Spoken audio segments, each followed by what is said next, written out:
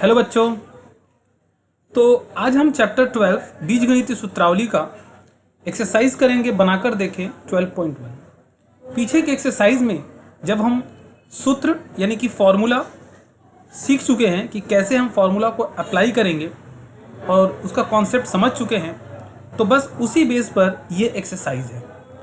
तो अगर आपने फॉर्मूला नहीं सीखा है या नहीं जानते हैं कि कैसे अप्लाई होता है, तो ये एक्सरसाइज आपके लिए थोड़ा कठिन रहेगा। तो इसलिए एडवाइस ये रहेगा, पहले स्वयं करें 12.1 और 2 दोनों देख लें, या उसमें से अगर एक भी देख लेंगे तो भी काम चल जाएगा। ठीक है, क्योंकि यहाँ पर जो है ये आपको पूरा का पूरा फॉर्मूला का जो कॉन्सेप्ट जिसका अच्छा रहेगा वही इसको अच्छी तरह से समझ पाएगा, नहीं तो थोड़ा कठिन होगा। फिर भी मैं इस चैप्टर को समझाने का प्रयास करूँगा। आप लोग ध्यान से इस चैप्टर को समझने का कोशिश करिए, और कहीं भी अगर प्रॉब्लम आती है, आपको अगर क्वेरी आती है, तो आप कमेंट करके पूछिए। तो चलिए शुरुआत करते हैं। तो जैसे कि पहला नंबर जो सवाल है, इसमें लिखा हुआ है a प्लस बी को a प्लस बी से गुणा करने पर गुणनफल नीचे में से कौन सा होगा। यहाँ पर कुल 4 ऑप्शन दिए गए हैं। तो जैसा कि हम लोग पिछले एक्सरसाइज में सीख चुके हैं कि अगर बराबर संख्या का गुणा हो रहा है, जैसे a प्लस बी है, a प्लस बी है, ठीक है, तो इसका मतलब ये है कि ये अगर 2 बार लिखा जा रहा है a प्लस बी और गुणे a प्लस बी, तो मतलब ये हो रहा है कि ये जो है a प्लस बी का होल स्क्वायर कर सकते हैं, मतलब 2 बार हो गया है। ठीक है, जब भी कभी हम किसी नंबर के ऊपर, संख्या के ऊपर अगर हम स्क्वायर कर देते हैं तो इसका मतलब वो 2 बार है, वो भी गुणा का रिलेशन में 2 बार है। अगर क्यूब है इसके ऊपर, मान लीजिए इसके ऊपर 3 है, तो मतलब वो 3 बार गुणा होगा।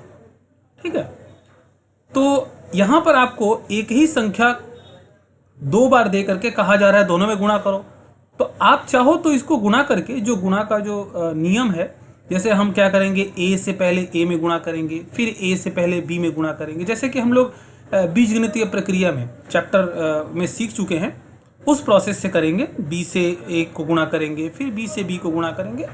तो इस तरह से आप गुणा करोगे तो भी हो जाएगा। लेकिन हम क्या कर रहे हैं, ये तो सूत्र वाला है, सूत्रावली हम सीख रहे हैं। बीजगणितीय सूत्रावली में सूत्र पर जो सवाल बने हैं उसे हमें बनाना है। तो यहाँ पर देखिए, ये एक सूत्र बन जा रहा है आपका a प्लस बी का होल स्क्वायर। ठीक है, यानी कि इसमें देखिए आंसर क्या निकल रहा है कि a प्लस बी का होल स्क्वायर। सिंपल सा बात हो गया कि आप अगर गुणा करेंगे दोनों को तो a प्लस बी का होल स्क्वायर आएगा। ठीक है, अगला में कहा गया है कि x प्लस 7 होल स्क्वायर। देखिए ये a प्लस बी का होल स्क्वायर का रूप में हमें दिख रहा है। ठीक है, तो हम जैसे कि जानते हैं कि a प्लस बी का होल स्क्वायर का जो फॉर्मूला होता है, मैं इसी में आगे बढ़ा दे रहा हूं, a square plus 2ab plus b square. मतलब ये हो रहा है कि पहले पद का हम स्क्वायर करेंगे, फिर अगर यहां प्लस दिया है तो प्लस लिख करके, ठीक है, प्लस लिख करके 2, और फिर दोनों पद को 2 लिखा गया, फिर इंटू लिख करके दोनों पद को a इंटू बी, फिर प्लस दूसरे पद का स्क्वायर। इस तरह से इस फॉर्मूले को हम क्या करते हैं, ब्रेक करते हैं। तो अगर यहां पर x प्लस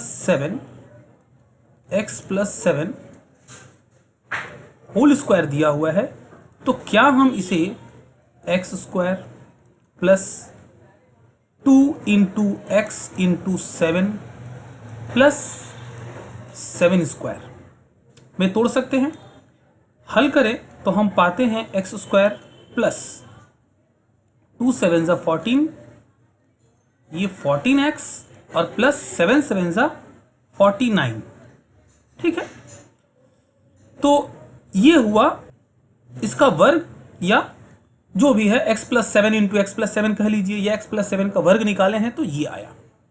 यहां पर हमें इसका उत्तर बता रहा है कि इतना आ रहा है। मान लीजिए x square plus 14x plus k हो, तो यहां बोल रहा है कि k का मान क्या है। तो हम देख पा रहे हैं कि देखिए x से x ये मैच कर गया, 14x ये मैच कर गया। तो जहां पर ये k लिख रहा है, k मतलब मान लीजिए यहाँ कोई मिसिंग फिगर हो गया है, मिसिंग फिगर, अगर इसको हम गायब कर दें तो आप बता सकते हो कि यहाँ पर क्या होना चाहिए, यस 49 होना चाहिए। ठीक है, तो आंसर हो गया ये सेकंड नंबर इसका 49। तो देखिए समझ में आ रहा है आपको कितनी आसानी से, अगर आप पहले से ये फॉर्मूला सीख चुके हो, आप समझ चुके हो उसका कॉन्सेप्ट, तो ये आपके लिए बहुत आसान होगा। बच्चों जिनको अगर ये कठिन लग रहा है तो प्लीज़ एक बार आप वो वीडियो ज़रूर देखें और फॉर्मूला को सीख लीजिए। फॉर्मूला सीख लेंगे तो ये आपके लिए बहुत आसान होगा समझ पाना। ठीक है, चलिए आगे का सवाल किया जाए। आगे है a square plus b square के साथ कौन सी बीजगणितीय राशि जोड़ने पर योगफल एक पूर्ण वर्ग राशि होगी, लिखें।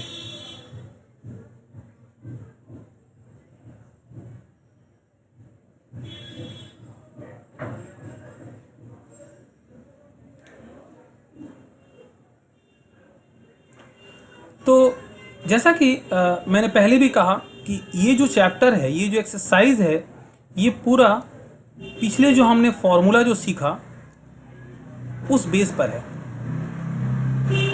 ए square plus 2ab plus b square. ठीक है, तो 3 नंबर जो दिया गया है, a square plus b square के साथ कौन सी बीजगणितीय राशि जोड़ने पर एक पूर्ण वर्ग राशि होगी। तो ये जो है एक पूर्ण वर्ग राशि है, ये जो है एक पूर्ण वर्ग राशि है। तो चाहे आप ये लिखो चाहे आप ये लिखो, दोनों ये पूर्ण वर्ग राशि है, क्योंकि ये बीच में बराबर का निशान दिया गया है, मतलब ये बराबर ये। तो आप चाहे इस रूप में लिखो चाहे इस रूप में लिखो, ये दोनों ही पूर्ण वर्ग राशि है। तो 3 नंबर सवाल में कहा गया है कि हमें ए स्क्वायर और प्लस बी स्क्वायर दिया हुआ है। तो देखिए यहाँ पर ए स्क्वायर अगर दिया हुआ है, बी स्क्वायर दिया हुआ है, तो ऐसी कौन सी संख्या है जिसको इसमें ऐड कर देंगे तो ये पूर्ण वर्ग संख्या बन जाएगी, पूर्ण वर्ग राशि पूरा बन जाएगी। ठीक है, तो जाहिर सी बात है ये 2ab। ठीक है, पहले से ए स्क्वायर प्लस बी स्क्वायर दिया हुआ है, अगर हम उसमें 2ab ऐड कर देंगे तो ये पूर्ण वर्ग राशि बन जाएगी। ठीक है, तो हम यहाँ पर ऑप्शन जो दिया हुआ है, ये दिया है 4ab, ये तो होगा नहीं, -4ab ये भी नहीं होगा, 2ab और अथवा -2ab। तो क्या माइनस भी हो सकता है? हाँ हो सकता है, क्योंकि हम माइनस का भी जब फॉर्मूला पढ़े थे a माइनस बी का होल स्क्वायर, जब हमने ये फॉर्मूला पढ़ा था तो उसमें था a square minus 2ab plus b square. तो देखिए यहाँ पर a स्क्वायर और बी स्क्वायर पहले से है, जैसे कि देखिए यहाँ पर a square plus b square पहले से है। बस अगर आप इसमें -2ab जोड़ेंगे तो भी एक पूर्ण वर्ग राशि हो जाएगी, और अगर +2ab जोड़ेंगे तो भी पूर्ण वर्ग राशि हो जाएगी। ठीक है, तो हम दोनों में से किसी को भी ऐड कर सकते हैं। तो यानी कि आंसर हो जाएगा ये 3 नंबर, आप चाहे 2ab जोड़ दीजिए चाहे -2ab जोड़ दीजिए, ये पूर्ण वर्ग राशि बन जाएगी। ठीक है, समझ में आया? चलिए अगला सवाल देखते हैं। 3 नंबर कंप्लीट हो गया। 4 नंबर सवाल में दिया हुआ है a plus B whole square is equal to a square plus 6a plus 9। देखिए आप जो भी फॉर्मूला पिछले एक्सरसाइज में सीख चुके हैं, यहां पर समझ लीजिए आपके उस स्किल का टेस्ट हो रहा है। ठीक है, पहले तो आपको सिंपली फॉर्मूला को अप्लाई करना, फॉर्मूला को समझना, ये उस एक्सरसाइज में आप सीख चुके हैं। अब आप कितना समझे हैं उसको यहाँ पर टेस्ट हो रहा है। देखिए कैसे लिख रहा है यहाँ पर a प्लस बी का whole square is equal to a square plus 6a, ठीक है, प्लस 9। ये कहाँ से आ गया? a प्लस बी का होल स्क्वायर तो होता है a square plus 2ab plus b square. ठीक है, लेकिन यहाँ पर लिखा जा रहा है a square plus 6a plus 9। हो तो b का धनात्मक मान नीचे में से कौन सी राशि होगी, लिखिए धनात्मक मान, यानी कि प्लस का मान क्या होगा? यहाँ पर b के जगह जरूर कोई संख्या होगी। सिर्फ b रहती, यहाँ पर संख्या सिर्फ b होता तो क्या होता? 2ab प्लस बी स्क्वायर हो जाता। यहाँ पर 6a की जगह चलिए यहाँ पर लिख करके समझते हैं। जैसे देखिए a प्लस बी लिखा हुआ है होल स्क्वायर, फिर लिखा हुआ है a स्क्वायर। ठीक से समझने का कोशिश करिएगा। हाँ, प्लस 9। ठीक है, तो हमने तो ये सीखा है कि अगर a प्लस बी का होल स्क्वायर रहे तो होगा a square plus 2ab plus b square. लेकिन यहां पर बोल रहा है कि नहीं, ये वैल्यू होना चाहिए। ये कैसे पॉसिबल है? एक इसमें टर्म बताया गया है कि b का धनात्मक मान, मतलब यहां बोल रहा है कि b का कुछ ना कुछ मान है जिस वजह से ये सब चेंजेस आ रहे हैं। तो वही हमें बताना है कि क्या मान हो सकता है। ठीक है, तो अगर हम इसे ब्रेक करें, जैसे कि हम पिछले एक्सरसाइज में जो फॉर्मूला हम लोग सीखे हैं उसी कॉन्सेप्ट पर अगर ब्रेक करें तो क्या होता है कि यहां पर होता है a स्क्वायर प्लस 2 होता है, ठीक है, इनटू a होता है, a मतलब पहला पद, तो a होता है पहला पद, यहां पर a है, इनटू b का मतलब देखिए लास्ट वाला पद होता है। ठीक है, तो यहां पर डायरेक्ट हम b नहीं लिखेंगे क्योंकि यहां जो मान है वो छिपा हुआ है, तो हम डायरेक्ट b नहीं लिखेंगे क्योंकि b का कुछ ना कुछ मान है जो इसमें दिख रहा है। देखिए ये 9 दिख रहा है। ठीक है, तो 9 जो है ये पहले क्या रहा होगा, ये b स्क्वायर रहा होगा, b स्क्वायर रहा होगा तभी तो जा करके 9 है। ठीक है, तो यहां पर क्या रहा होगा फिर, b स्क्वायर यानी कि 3 स्क्वायर रहा होगा, तब जाकर के यहां पर 9 हो गया। ठीक है, तो यानी कि b का मान हमें साफ साफ समझ में आ जा रहा है कि यहां पर 3 होगा। b का मान कितना है, 3 है, तभी जाकर के इसका मान a square plus 6a plus 9 आ रहा है। देखिए कैसे होगा। तो हमने ये अपने जो पिछले एक्सरसाइज में जो भी हम फॉर्मूला सीखे हैं उस बेस पर, उस कॉन्सेप्ट पर ही हम ये निकाल पा रहे हैं कि यहाँ पर जरूर 3 स्क्वायर रहा होगा तभी जाकर के 3 3 जा 9 हुआ है। तो यानी कि b का मान है 3 और a का मान है a। ठीक है, तो हम यहाँ पर लिखे 2a और b का मतलब 3 प्लस 3 स्क्वायर। ठीक है, तब हम इसे ब्रेक कर पाए हैं। देखिए वैल्यू में कोई फर्क नहीं आया है, a स्क्वायर का a स्क्वायर है, यहाँ पर देखिए 2 3 जा 6a है और फिर 3 3 जा 9 है। तो हमसे पूछा गया था कि b का धनात्मक मान नीचे में से कौन सी राशि होगी, तो b का धनात्मक मान नीचे में से जो राशि होगी वो होगी 3, यानी कि आंसर होगा ऑप्शन नंबर 3। समझ में आया बच्चों? तो इस तरह से हम ये फॉर्मूला के नॉलेज के बेस पर ही सवाल बना पाएंगे, इसलिए आप फॉर्मूला को सीखने का पूरा प्रयास करिए। चलिए अगला सवाल देखते हैं, सवाल नंबर 5। इसमें लिखा हुआ है x square plus 1/4 into x, ठीक है, के साथ नीचे की कौन सी राशि जोड़ देने पर योगफल पूर्ण वर्ग राशि होगी। ये एकदम 3 नंबर सवाल जैसा है। यहाँ पर भी देखिए a square plus b square दिया हुआ था, इसमें हम एक राशि जोड़ करके इसे पूर्ण वर्ग बनाना चाहते थे। ठीक है, यहाँ पर भी एक राशि दिया हुआ है और हमें क्या करना है, पूर्ण वर्ग राशि बनाना है, कुछ नीचे की जो भी संख्या है उसे जोड़ करके। ठीक है, तो जैसे कि पिछली बार हमें स्क्वायर स्क्वायर दिया था, ठीक है, तो हमें यह पता है कि जो फॉर्मूला का a प्लस बी का होल स्क्वायर का जो फॉर्मूला है उसका हम देखते ही समझ पाते हैं कि शुरू में एक स्क्वायर तो रहेगा ही और लास्ट में भी एक स्क्वायर रहेगा। ये तो हम जानते हैं कि अगर a प्लस बी का होल स्क्वायर का फॉर्मूला दिया हुआ है तो उसको जब हम ब्रेक करेंगे तो एक स्क्वायर तो शुरू में रहेगा और एक स्क्वायर लास्ट में रहेगा। तो जैसे 3 नंबर सवाल में हम देखे थे 2 स्क्वायर तो हमको मिल गया था, यानी कि बीच वाला जो पार्ट है वो मिसिंग था।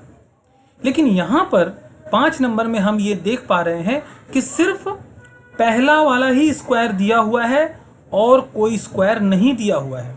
इसका मतलब है कि ये बीच वाला पार्ट दिया हुआ है। इसका मतलब तो यही हुआ कि ये बीच वाला पार्ट दिया हुआ है और लास्ट वाला जो पार्ट है, जो दूसरा जो स्क्वायर है वो नहीं दिया हुआ है। ठीक है, तो देखिए इसे कैसे हम ब्रेक करते हैं, इसे कैसे बनाते हैं, चलिए देखते हैं। तो ये 5 नंबर सवाल जो है इसमें बोल रहा है कि एक तो है भाई मेरा जो संख्या है एक्स स्क्वायर है प्लस 1/4 एक्स। ठीक है, तो देखिए ये तो हमें पता है कि पहला पद जो है एक्स स्क्वायर दिया हुआ है, प्लस इसके बाद क्या होता है, इसके बाद होता है 2 इनटू, इसके बाद क्या होता है, इसके बाद होता है ए मतलब देखिए ये एक्स है, इनटू इसके बाद क्या होता है, तो होता है इसके बाद बी यानी कि दूसरा पद। ठीक है, और ये जो है ये बीच वाला पार्ट है टोटल, ये मानकर चलिए जैसे कि ये 2ab जो बीच का पार्ट है, ये 2ab बीच का पार्ट है, ये 6a बीच का पार्ट है, तो ये वही है 1/4 इंटू एक्स, जिसमें से हम 2x फाइंड कर चुके हैं। अब हमें फाइंड करना है कि वो b जो है क्या होगा, यानी कि दूसरा पद क्या होगा। तो जब सब कुछ गुणा करने के बाद x/4 आता है, जिसमें से एक संख्या हमें पता है 2x, तो वो दूसरी संख्या क्या होगी। ठीक है, यहां पर तो दो संख्याओं का गुणनफल है a और b। 2 तो हमें पता है, 2 तो अननोन है नहीं, 2 हमें पता है।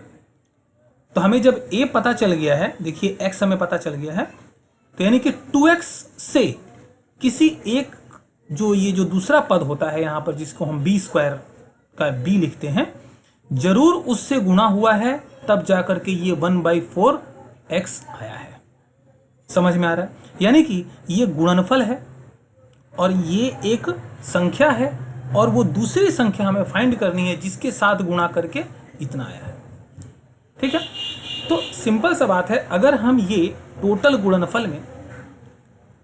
गुणनफल को अगर 2x से भाग दे देंगे तो हमें पता चल जाएगा कि वो दूसरी संख्या क्या है। ठीक है, तो टोटल जो गुणनफल है वो है x/4। अब हम भाग देंगे किससे, भाग देंगे 2x से, तो मान लीजिए इसके नीचे 1 है। ठीक है, x/4 इंटू 1/2x। देखिए ये गुणा का नियम होता है।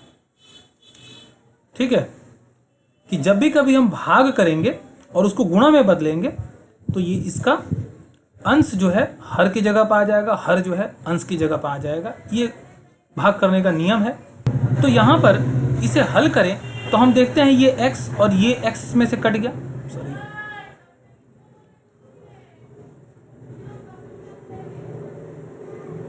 तो हम देखते हैं कि गुणा करने पर ये x और ये x कट गया, तो बच क्या गया, ऊपर में बचा सिर्फ 1 और नीचे में बचा 4 2 8। तो यानी हमने पता लगा लिया कि वो दूसरी संख्या क्या है, और इसी का तो लास्ट में स्क्वायर भी होता है। बोलिए, इसी का तो लास्ट में स्क्वायर होता है। ठीक है, तो अब देखिए हम इसे ब्रेक कर पाए हैं। तो हमसे पूछा गया है, हमसे क्या पूछा गया था, हमसे पूछा गया था कि कौन सी राशि जोड़ने पर योगफल पूर्ण वर्ग राशि होगी। ठीक है, तो राशि तो ये पूरा यहां तक तो ये दिया हुआ है। ठीक है, हमें जोड़ना क्या है, हमें जोड़ना है ये वाला पार्ट हमें जोड़ना है। ठीक है, इस पार्ट का वैल्यू क्या होगा, इस पार्ट का जब हम वैल्यू निकालते हैं तो आएगा 1 का स्क्वायर करेंगे तो 1 ही आएगा, और 8 का स्क्वायर होगा तो 8 8 64। तो ये हो गया आंसर कि अगर आप 1/64 को इस संख्या में ऐड कर देंगे तो ये एक पूर्ण वर्ग संख्या बन जाएगी। उम्मीद है समझ में आया होगा। अगर थोड़ा प्रॉब्लम हो रहा है, आप लोग समझ नहीं पा रहे हैं, तो इसे बार बार देख करके और समझने का प्रयास करिए, और अगर नहीं समझ में आ रहा है उसके बावजूद भी तो आप कमेंट करिए, मैं इसे और भी आसान बनाने का प्रयास करूँगा। ठीक है, तो यहाँ पर देखिए साइन है प्लस का, तो 1/16 एक प्लस में दिया है, 1/16 माइनस में दिया है, तो ये तो कंफर्म है कि ये प्लस वाला वैल्यू होगा, तो इसलिए इसका आंसर का जो ऑप्शन टिक करेंगे वन नंबर 1/64। ठीक है, तो इस तरह से हमने ऑप्शन वाले जो यहाँ पर 5 सवाल दिया हुआ था हमने सॉल्व किया। आगे आगे आइए अब सॉल्व करते हैं सम नंबर 6। ठीक है, तो इसको मिटा लिया जाए। तो आप देख पा रहे हैं कि कैसे जो पिछले एक्सरसाइज में हम फॉर्मूला सीखे थे उसी बेस पर ये आगे बढ़ता जा रहा है। तो अब आप समझ पा रहे हैं कि वो फॉर्मूला सीखना कितना इम्पोर्टेंट है। ठीक है, तो इसलिए वो फॉर्मूला को आप मिस मत करिए, उसको आप सीख लीजिए ताकि आगे कोई दिक्कत ना आए। ठीक है, तो अब हम करेंगे सवाल नंबर 6। सवाल नंबर 6 में क्या बोला गया है, सब उसी फॉर्मूला पर ही है, बस अलग अलग तरीके से पूछा जाएगा। और अगर आपका कॉन्सेप्ट अच्छा हो चुका है, तगड़ा हो चुका है कॉन्सेप्ट, तो आप कोई भी सवाल इसमें बना पाएंगे। सवाल नंबर 6 में k का कौन सा मान या मानों से c² + ck + 1/9 पूर्ण वर्ग होगा। सेम क्वेश्चन है कि यहाँ पर इस तरह का वैल्यू दिया हुआ है, लिखा हुआ है c² + kc + 1/9। ठीक है, तो अब हमें बताना है कि k का कौन सा मान से, मतलब इस k का मान क्या होगा जिससे ये जो पूरी जो संख्या दी गई है ये एक पूर्ण वर्ग संख्या बन जाएगी। ठीक है, यानी कि ये a² + 2ab + b² के रूप में ये दिखेगी। ठीक है, तो चलिए देखिए, इसका तो स्क्वायर पहले से दिया हुआ है। जैसा कि हम जानते हैं कि a + b का होल स्क्वायर को जब हम ब्रेक करते हैं तो पहले एक स्क्वायर आता है, फिर लास्ट में एक स्क्वायर आता है। तो क्या हम इसको 1/3 होल स्क्वायर कर सकते हैं? तो देखिए, हमें पहला स्क्वायर मिल गया और लास्ट वाले का भी स्क्वायर मिल गया। तो जाहिर सी बात है ये बीच वाला पद हमको पता लगाना है। तो क्या होगा, अगर हम इस फॉर्मूला को ठीक से समझ पा रहे हैं तो हम ये समझ पा रहे हैं कि हम a की जगह c को देख पा रहे हैं और b की जगह 1/3 को देख पा रहे हैं। ठीक है, तो फॉर्मूला क्या होता है, a + b का होल स्क्वायर अगर लिखते हैं तो, और c और 1/3 को ध्यान में रखते हुए अगर लिखें तो होगा c² + 2 × c × 1/3 + 1/3 होल स्क्वायर। ठीक है, इसे हल करें तो c² प्लस इसको मल्टीप्लाई करेंगे तो आ जाएगा 2/3 c + 1/9। ठीक है, तो देखिए सवाल में c² अपनी जगह पर ही है, जो था c², और 1/9 भी अपनी जगह पर है। तो यहाँ पर c देखिए, c भी अपनी जगह पर है। तो k की जगह क्या आ गया, k की जगह आ गया 2/3। ठीक है, तो सवाल क्या पूछा गया था कि k का कौन सा मान या मानों से ये जो दी हुई संख्या है ये पूर्ण वर्ग होगी। तो k बराबर यहाँ पर हो जाएगा 2/3,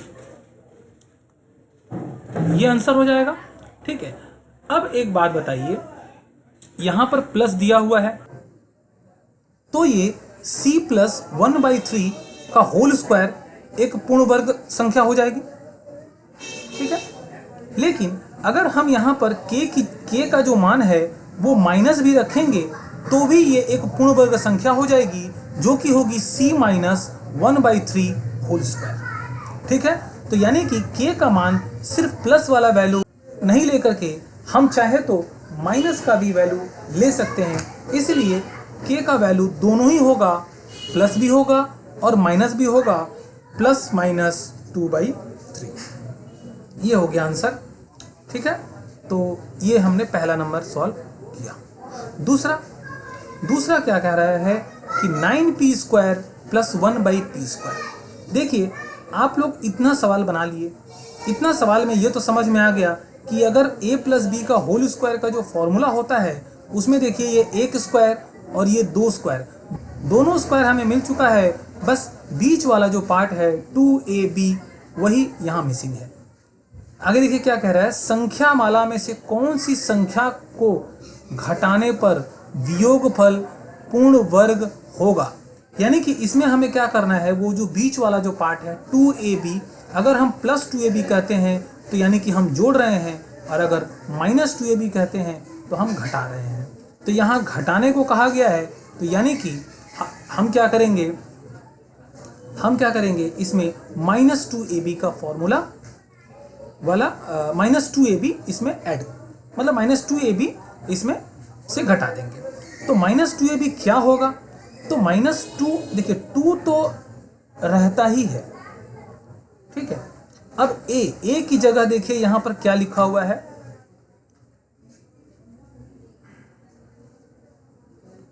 चलिए यहां पर पहले सवाल को लिख लिया जाए ताकि आपको अच्छी तरह से समझ में आए। इसके लिए ये जगह थोड़ा बनाना पड़ेगा, इसको मैं मिटा देता हूं।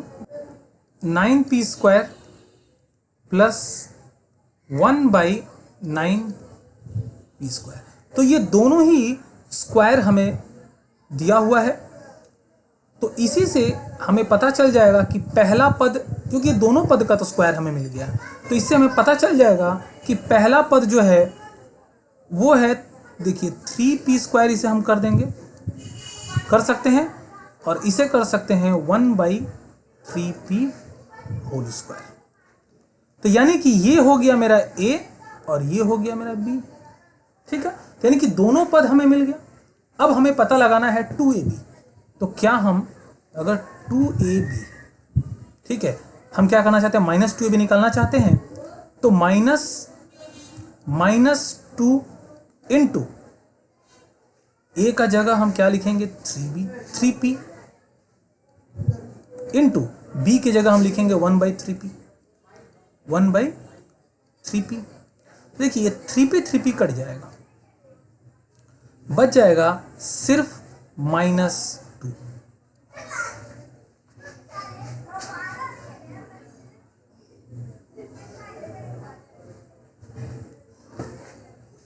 ठीक है, बच जाएगा सिर्फ -2।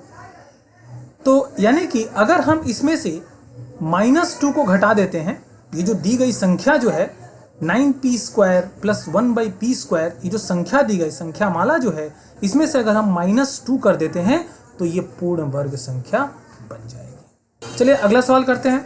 अगला सवाल है sum number 3, x - y whole square is equal to, तो देखिए यहाँ पर x - y होल स्क्वायर है, तो इसको क्या होना चाहिए, फॉर्मूला ये होना चाहिए x² - 2xy प्लस y², ये होना चाहिए। लेकिन यहाँ पर क्या दिया हुआ है, यहाँ पर दिया है -4y प्लस y²। तो यहाँ पर हम देख पा रहे हैं कि y² तो हमको मिल गया, यानी कि y² में कोई चेंजेस करने का कोई ज़रूरत नहीं है। अच्छा, फिर स्टार्टिंग का जो x² है, ये जो 4 है, इसको हम 2 का स्क्वायर कर देंगे, 2 का स्क्वायर, तो ये स्क्वायर भी मिल गया, ठीक है। यानी कि हमारा a वाला जो जगह है, यानी कि a हमारा हो गया 2 और b हो गया y, ठीक है।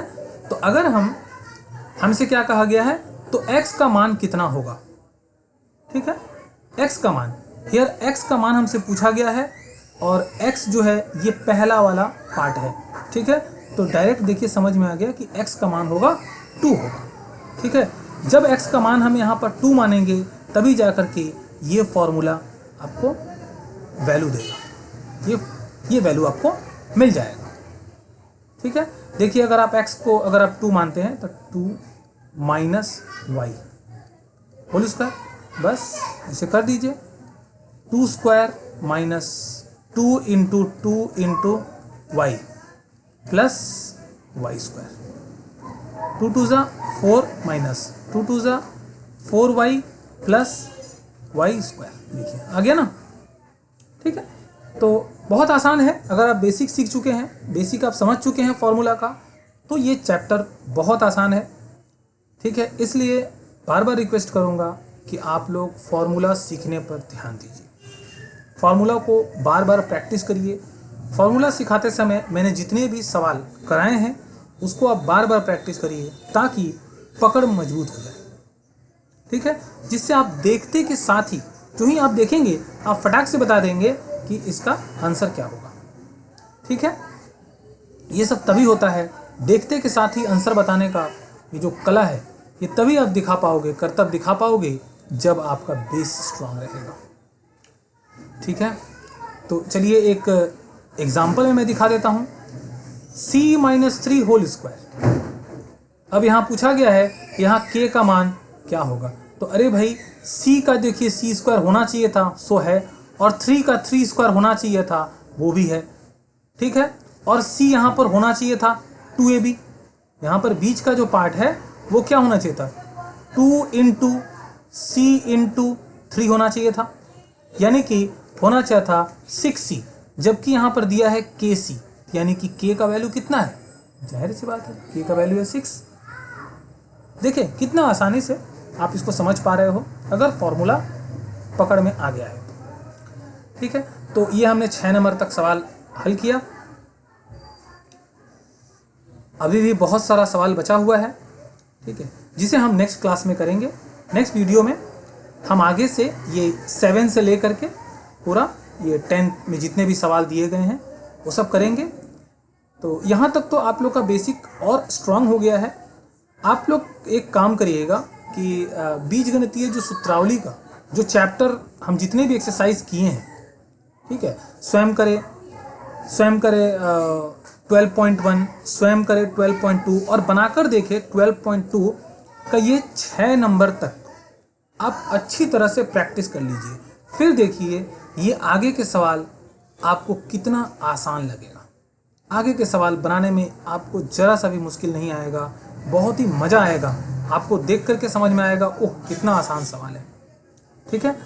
तो आप अपना बेस को मजबूत करिए प्लीज़, ताकि आगे के सवाल समझ में आए। बस यही वजह होता है कि अगर आप बेस स्ट्रांग रखते हैं तो आगे का सवाल चाहे जितना भी कठिन रहे आप समझ पाते हैं उसको, नहीं तो समझना बहुत मुश्किल होगा, ठीक है।